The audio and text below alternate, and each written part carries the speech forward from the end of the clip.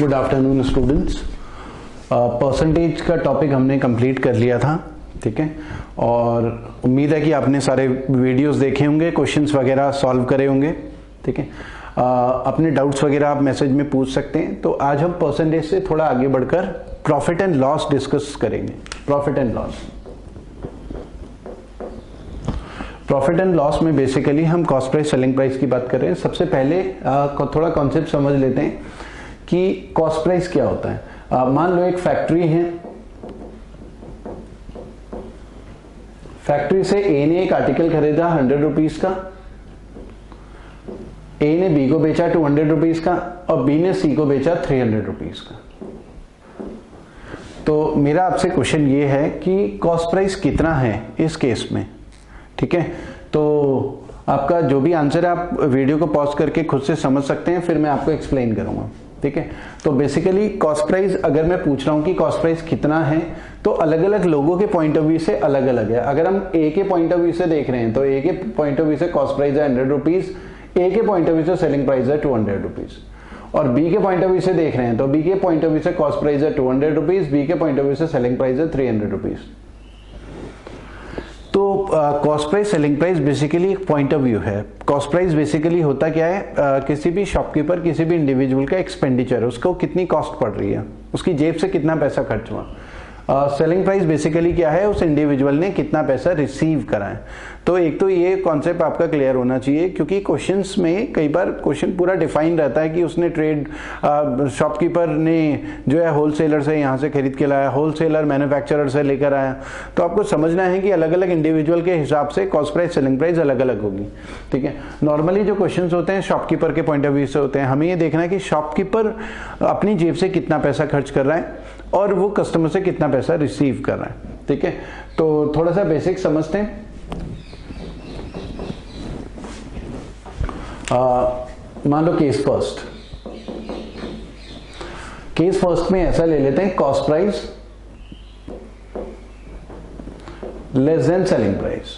Cost price कम है, selling price ज्यादा है। कॉस्ट प्राइस बेसिकली क्या है, एक्सपेंडिचर है शॉपकीपर का, अगर शॉपकीपर के पॉइंट ऑफ व्यू से देख रहे हैं, और सेलिंग प्राइस क्या होता है, रिसिप्ट होता है। तो प्रैक्टिकली समझना है कॉस्ट प्राइस सेलिंग प्राइस को, आपको मगअप नहीं करना है, प्रैक्टिकली समझना है कि ये क्या है।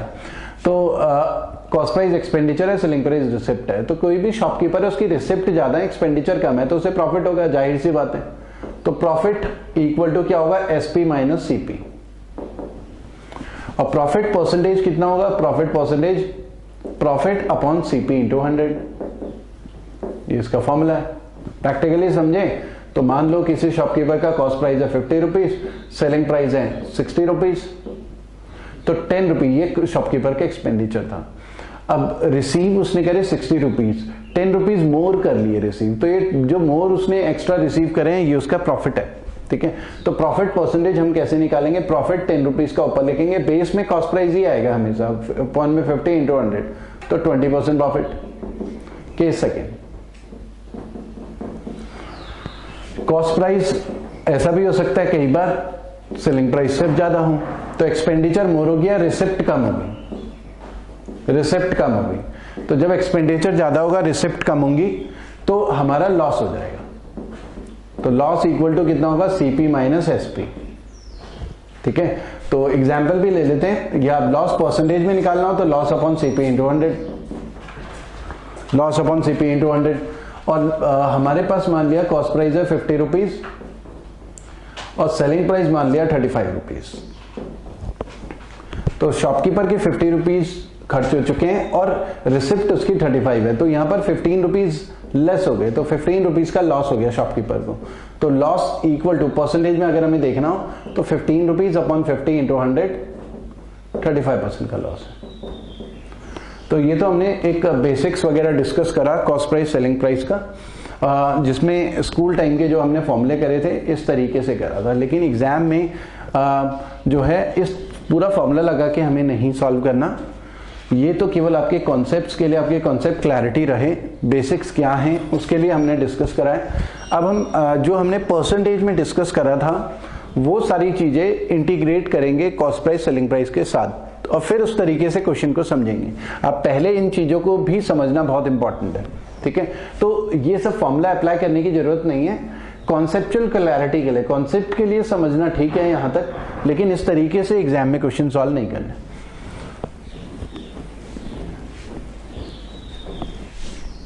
हाँ, cost price, selling price, mark price. Mark price को लिस्ट प्राइस भी बोलते हैं, लेबल्ड प्राइस भी बोलते हैं, ठीक है, और प्रिंटेड प्राइस भी बोलते हैं, कुछ भी बोल सकते हैं, प्रिंटेड प्राइस, एमआरपी भी बोलेंगे, मैक्सिमम रिटेल प्राइस, तो अलग अलग कुछ भी बोल सकते हैं। अब देखिए समझना क्या है, परसेंटेज में हमने कुछ करा था कि कोई नंबर x है उसे 20% इंक्रीज करें, तो दो तरीके हैं, x प्लस 20% ऑफ x या x इंटू 120/100, ऐसा कुछ हमने डिस्कस करा था। मान लो कि कोई नंबर अब 300 रुपीज है, इसको 20% इंक्रीज करना है, तो सीधा इसका 20% निकाल सकते हैं, 10% 30, 20% 60 रुपीज, तो 60 सीधा ऐड कर देंगे 360, तो इस तरीके से करना ना, 300 प्लस 20% ऑफ 300, या हम इसमें ऐसा भी कर सकते थे 300 इंटू 120/100, तो भी 360 आ सकते हैं, क्योंकि 20% इंक्रीज करना है ना, दो तरीके हैं, ये हमने परसेंटेज में डिस्कस करा था।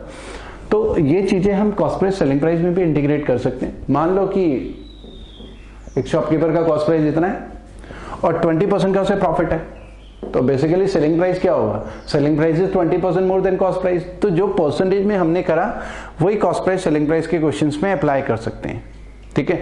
प्रॉफिट अगर होता है हमें तो कॉस्ट प्राइस को उतना परसेंटेज इंक्रीज कर देना है, और लॉस होता है तो उतना परसेंटेज डिक्रीज कर देना है, ठीक है। प्रॉफिट होता है तो इंक्रीज करना है, लॉस होता है तो डिक्रीज करना है, और कैलकुलेशन का बेस हमेशा कॉस्ट प्राइस ही होगा, ठीक है। फॉर एग्जाम्पल अगर मेरे पास कॉस्ट प्राइस गिवन है 400 रुपीज और मुझे बोला कि लॉस है 5% का, तो इसका मतलब सिंपल है, selling price is 5% less than cost price, selling price cost price से 5% कम है, तो परसेंटेज वाले कॉन्सेप्ट आपको परसेंटेज के बेसिक्स में जाना है, उसे इंटीग्रेट करना है cost price selling, cost price selling price को एक अलग से चैप्टर की तरह नहीं मानना, ठीक है। ओरिजिनल वैल्यूज कॉस्ट प्राइस होती है, ये ओरिजिनल होती है, मतलब परसेंटेज की जो भी अप्लाई होगा इस ओरिजिनल वैल्यू पे, ये सेलिंग प्राइस रिजल्टेंट होगा, ये बेस नहीं होगा, ठीक है। तो 5% का लॉस है तो इसका मतलब है कॉस्ट प्राइस को 5% डिक्रीज करना है, परसेंटेज के बेसिक्स लगाना है, तो 10% 20 और 5% 20 रुपीज, तो 20 रुपीज माइनस करना है, तो 380 रुपीज, ये सेलिंग प्राइस आ जाएगा। सिंपल, हमें फॉर्मूला वगैरह कुछ नहीं लगाना, परसेंटेज के कॉन्सेप्ट्स लगाने हैं, बार बार रिपीट कर रहा हूं मैं अपनी बात, ठीक है।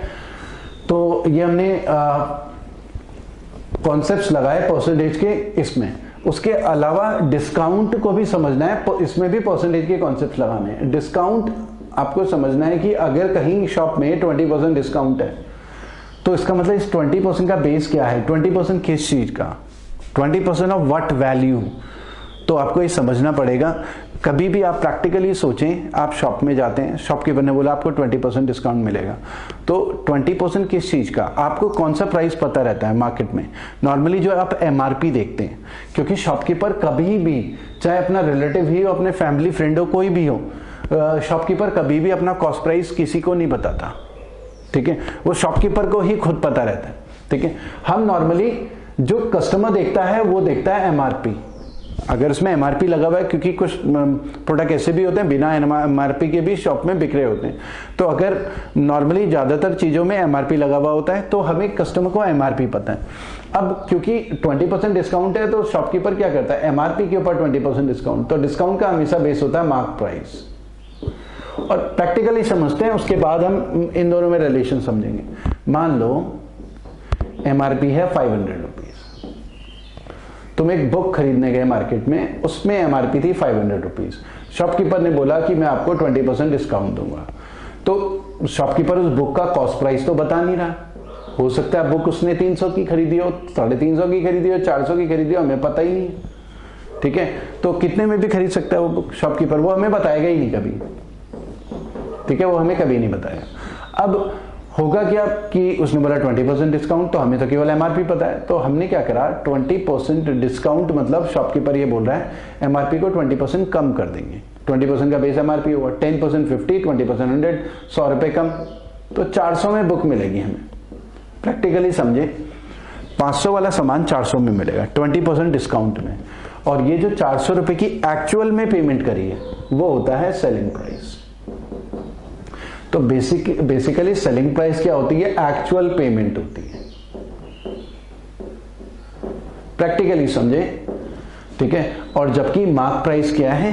केवल शो कर रहा है प्राइस, शोइंग प्राइस, दिखाने वाला प्राइस है, ठीक है। तो डिस्काउंट किसके ऊपर अप्लाई हो रहा है? डिस्काउंट एमआरपी के ऊपर।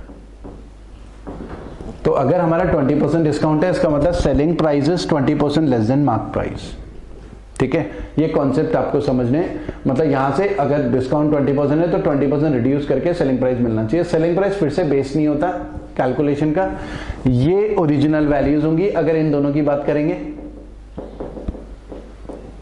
और ये रिजल्टेंट होता है। तो सेलिंग प्राइस ना तो प्रॉफिट लॉस का बेस होता है ना डिस्काउंट का बेस होता है। अब परसेंटेज के कॉन्सेप्ट अगर हम समझे, तो अभी तो हमने डिस्कस करा कि कॉस्ट प्राइस पता हो तो प्रॉफिट लॉस सीधे अप्लाई करेंगे, सेलिंग प्राइस आ जाएगा, ठीक है। या कई बार ऐसा भी हो सकता है कि सेलिंग प्राइस पता हो, कॉस्ट प्राइस निकालना है। हमें ये दिया है कि भाई सेलिंग प्राइस जो है हमारा 5590 रुपीज है और प्रॉफिट है 30%, कॉस्ट प्राइस निकालो। तो हमें ये पता होना चाहिए कि ओरिजिनल वैल्यू होती है कॉस्ट प्राइस, परसेंटेज के बेस में ओरिजिनल वैल्यू, और ये तो होता है रिजल्टेंट। परसेंटेज के कॉन्सेप्ट में समझे। और सेलिंग प्राइस क्या होता है? 30% मोर देन प्रॉफिट है ना, क्योंकि selling price is 30% more than इतना। तो अगर यहां से ओरिजिनल वैल्यू से, हमने बेसिक्स में करा था डिस्कस, ओरिजिनल वैल्यू से रिजल्टेंट में जाएंगे तो 130/100 की मल्टीप्लाई करेंगे, लेकिन हमें तो उल्टा जाना है। तो क्योंकि सीधा जाने पर 130/100 की मल्टीप्लाई करते हैं, हमें उल्टा जाना है तो हम इसमें क्या करेंगे? 100/130 की मल्टीप्लाई, 13 से कैंसिल करें, 13 4 जा 52, तो ये हो गया 4300 कॉस्ट प्राइस। दोबारा से बोल रहा हूं, परसेंटेज के कॉन्सेप्ट्स में जाना है आपको, पुराने वीडियोस रेफर करने, ब्रेनस्टॉर्मिंग करनी है, क्वेश्चंस करने हैं सॉल्व, तब आपकी understanding cost price selling price में काफी अच्छी होगी, ठीक है। तो सारे परसेंटेज के कॉन्सेप्ट्स लगा रहे हैं। तो बेसिकली ओरिजिनल से जो रिजल्टेंट परसेंटेज के कॉन्सेप्ट है वही उसी तरीके से कॉस्ट प्राइस सेलिंग प्राइस में लगने वाले हैं। कई बार हमें सेलिंग प्राइस पता होगा, कॉस्ट प्राइस में इस तरीके से जाना है, ठीक है। ऐसी मार्क प्राइस के केस में भी होगा, ठीक है। कुछ वैल्यूज अगर हम देखें, एक मैं टेबल बनाता हूं, cost price, selling price, profit oblique loss, profit oblique loss, ठीक है।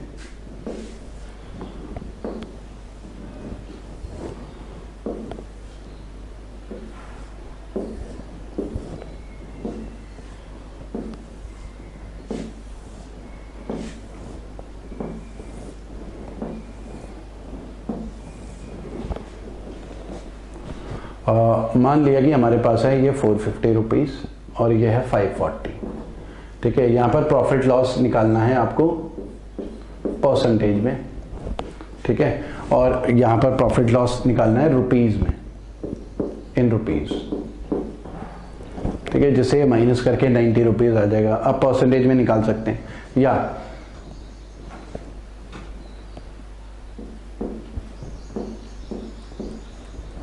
या हमारे पास है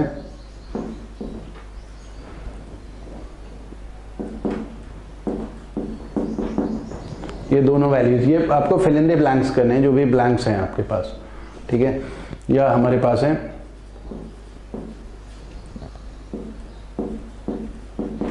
ये माइनस का मतलब लॉस होगा, प्लस का मतलब प्रॉफिट है, ठीक है।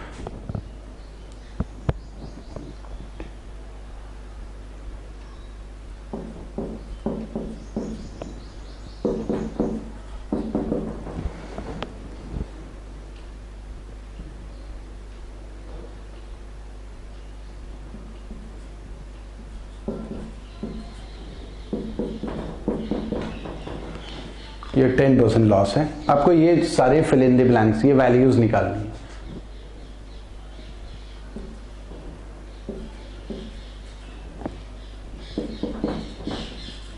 ठीक है, आप वीडियो पॉज करके ये सारी वैल्यूज कैलकुलेट कर सकते हैं अपने आप से, ठीक है।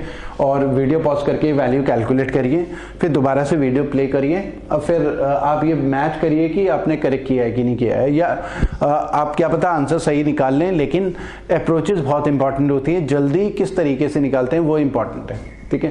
तो कोशिश ये करेंगे कि बिना पेन चलाए करें, पहले वीडियो पॉज करके खुद से कर लें, ठीक है।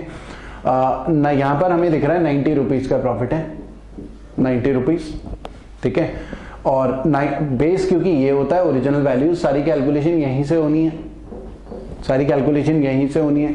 तो 10% हमारा 45 है, 90% मतलब 20% प्रॉफिट। कोशिश ये करनी है बिना पेन चलाए निकाल सके। यहाँ पर हमें लॉस दिख रहा है क्योंकि ये क्या होता है, एक्सपेंडिचर होता है, प्रैक्टिकली समझना है। ये रिसिप्ट होती है शॉपकीपर की, शॉपकीपर ने इतना खर्चा करा, इतनी रिसिप्ट है, 21 रुपीज़ का नुकसान हो गया, 21 रुपए का। हमें देखना है 21 रुपए इसका कितना परसेंट है। 21 रुपए इसका 10% होता है 42, तो 21 रुपए 42 का 5%। बेसिकली इसका 10% तो 42 होता है ना, और हमें तो 21 निकालना है, तो 5% लॉस, ठीक है। 30% निकालते हैं, 10% 320, 30% होता है 960 रुपीज। 960 इसमें ऐड कर लेते हैं, ठीक है, प्लस में लिख रहा हूं 4160 रुपीज। ये फ्रैक्शन में आपको ध्यान रखना है, ये होता है 1/3, 1/3 फ्रैक्शन में, तो 1/3 का लॉस है। तो इसका अगर हम 1/3 निकालेंगे डायरेक्ट लॉस, ठीक है, क्योंकि माइनस मतलब लॉस है, इसका 1/3 हो जाएगा 1600, 1600 रुपए का नुकसान हो गया। 1600 माइनस करेंगे तो ये हो गया 3200, ठीक है। उसके अलावा नेक्स्ट क्वेश्चन में आते हैं। अब देखिए हमें यहाँ पर सेलिंग प्राइस पता है, कॉस्ट प्राइस नहीं पता। ये होती है ओरिजिनल वैल्यूज, परसेंटेज की सारी कैलकुलेशन होती है ओरिजिनल वैल्यूज पे। तो कई बार जब ओरिजिनल वैल्यूज ना गिवन हो, कॉस्ट प्राइस स्कूल वाला मेथड है कि ट्रेडिशनल तरीके से करना है, लेकिन हम किस तरीके से कर रहे हैं, परसेंटेज की कॉन्सेप्ट लगा रहे हैं। 20% प्रॉफिट का मतलब है इसको यहां से 20% इंक्रीज करने के बाद ये रिजल्टेंट गिवन है। तो अगर हमें सीधे चलना होता तो 120/100 की मल्टीप्लाई करते हैं, लेकिन हमें तो बैक गियर में चलना है, ओरिजिनल वैल्यू की तरफ जाना है, उल्टा जाना है। तो हम क्या करेंगे, इसके उल्टे की 2520 में 100/120 की मल्टीप्लाई करेंगे, क्योंकि सीधा जाने पर 120/100 की मल्टीप्लाई करनी होती। ये कैंसिल करें, 12 2 24, 1 2 21, तो 2100 हो गया,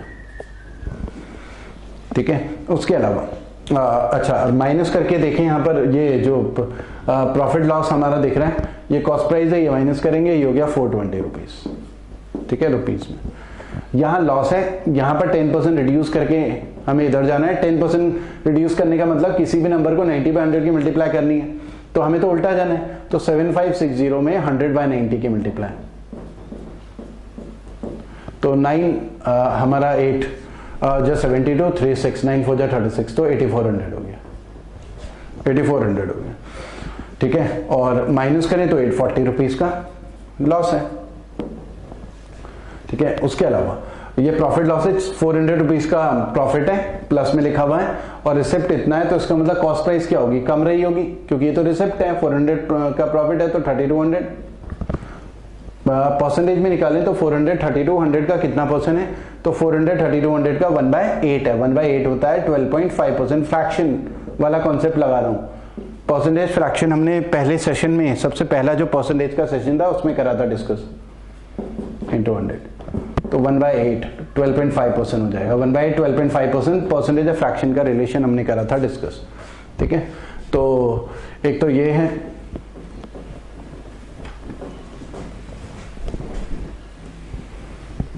उसके अलावा